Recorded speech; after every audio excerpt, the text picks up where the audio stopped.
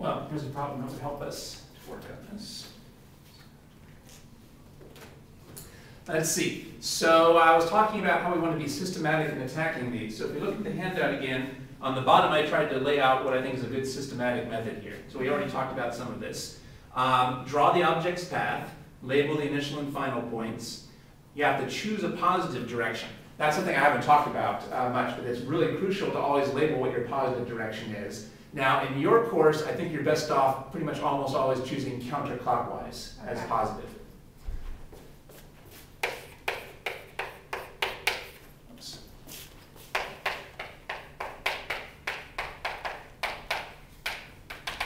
As a mnemonic, notice that counterclockwise has a T that looks like a positive in it. So counterclockwise is the positive direction. In some situations, it's permissible to choose whatever direction you want to be positive. However, the way your class is being taught, it's probably better to stick with counterclockwise. Okay. So you're usually going to choose your positive direction to be counterclockwise.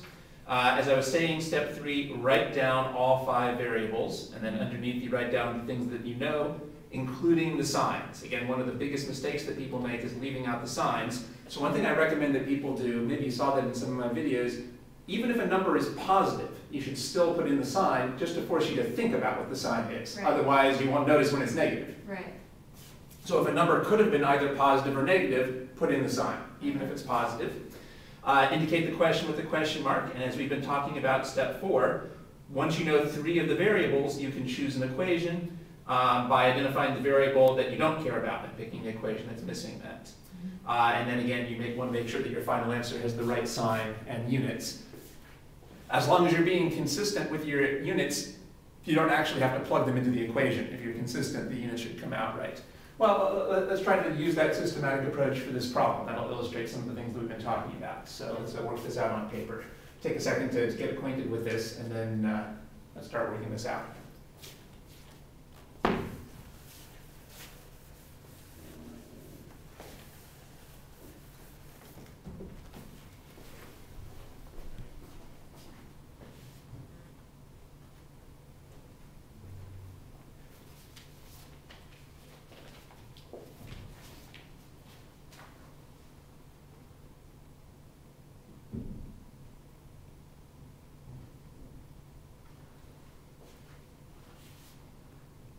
Might need another piece of paper so we don't have to squeeze it all there.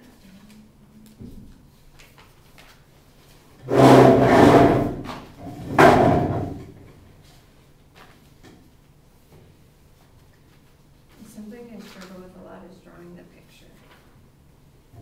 Give that your best shot. Okay. And then if we need to, we can make some improvements on that.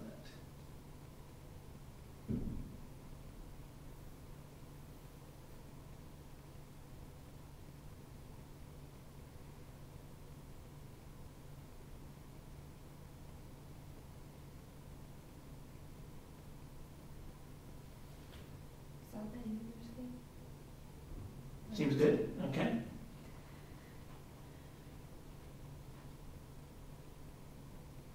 I'm not sure how to draw the acceleration.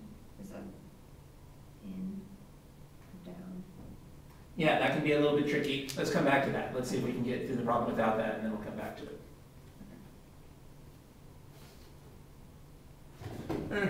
Actually, let's not come back to that. So I don't know exactly what a rotor looks like, but you guessed that a rotor is circular. So I'll go along with your guess and say that it's a circle.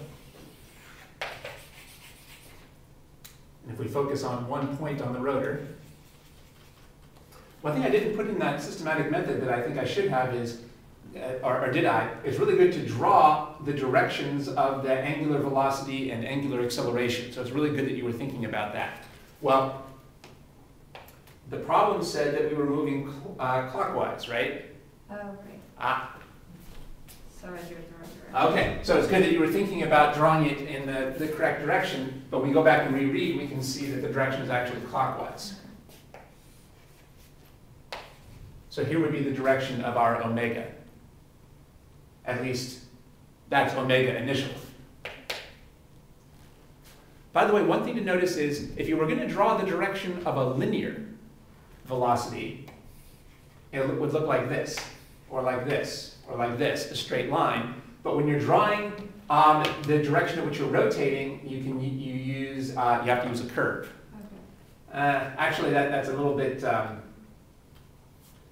What I said there wasn't quite right. There is a way to treat this as a straight line vector, which of course actually did cover a little bit using the right hand rule. But that might not come up too much on tests. So anyway, what we're doing right now is we're just going to focus on whether the direction is clockwise or counterclockwise. Well, if you're simply drawing the direction as clockwise or counterclockwise, you would draw that with a curved arrow, not a straight arrow, which is what you were already doing. So that's good. Now, how about the angular acceleration? That should be a curved arrow as well. And that's the first thing you can see that what you were doing wrong there. I think what you were thinking of was the linear accelerations. You were remembering from earlier in the course that when something is moving in a circle, there must be a centripetal acceleration that's making it move around in the circle. But this is a linear concept, as you can see from the A, which is why we can draw this with a straight line. Well, we probably are not going to need this concept to solve this problem. This is a simple kinematics problem where we can just work with the rotational variables. So it's true that the linear acceleration here, or at least one component of the linear acceleration, is pointing toward the center of the circle. But what we need to do this as a kinematics problem is the rotational acceleration. Well, take your time on this. What is the direction of the rotational acceleration here? Clockwise or counterclockwise? Counterclockwise? That's right. How do you know that? Because it's slowing down. Good. When you're speeding up, the acceleration is in the same direction as the velocity. And when you're slowing down, the acceleration is opposite to the direction of the velocity. That was true for translational motion, and it's still true for rotational motion. So that answers your question about how to draw the direction of the acceleration. You can see that it's very crucial now to always be clear in your mind about whether you're thinking about a rotational or a linear concept, because those pictures could look very different. Well, let's try to keep going here.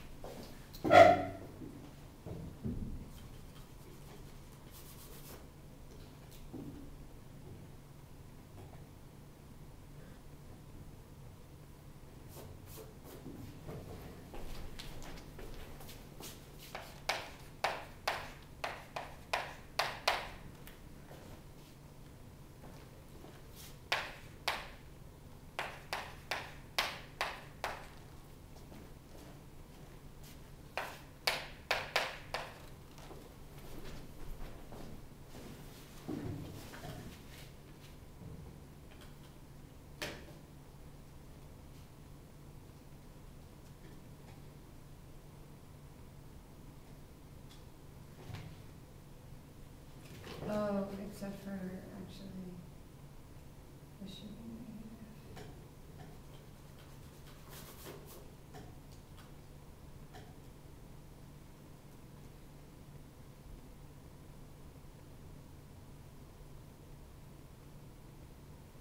negative. Okay, good. You made a mistake, but then you caught that. So that's good. So let's go through the steps there. So you wrote down your variables, and it was good that you actually indicated what the question was. So the question is asking us for this. This is a good habit on any physics problem to label the question with a question mark. Remember that once we have three numbers and the question, we're ready to pick out an equation. Now, you did initially make a mistake here, which is that you initially plugged this in as a positive number, and then you caught yourself. How could you have avoided that mistake from the start? Well, remember that the habit we want to be in is always putting the sign in. So when we wrote these numbers down, we should have written them with the signs. So let's go through and do that. What is the sign on our acceleration going to be? Positive. Something else we should have done is actually write down what our positive direction is. So here's our positive direction. If we were doing a linear problem, we would probably say that right is positive and up is positive. But for rotation, we use this curved arrow to show that this direction is the positive direction. As we were talking about earlier, it's conventional for counterclockwise to be our positive direction. So our acceleration here is positive. Now, I would not put a sign in front of the time because time is never negative, so why bother?